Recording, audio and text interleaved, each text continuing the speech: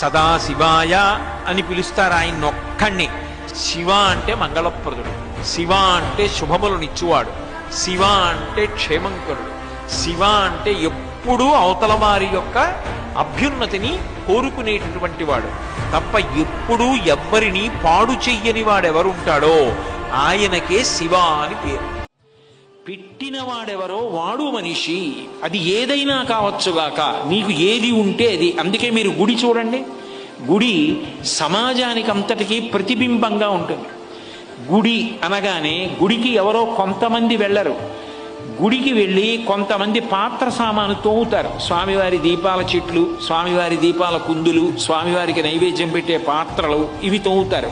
కొంతమంది గుడి తుడుస్తారు, కొంతమంది బూజులు దులుపుతారు, కొంతమంది కోలాటం ఆడతారు, కొంతమంది నృత్యం చేస్తారు, కొంతమంది పాట పాడతారు, కొంతమంది చామరం వేస్తారు, కొంతమంది స్వామివారి బట్టలు ఉతుకుతారు.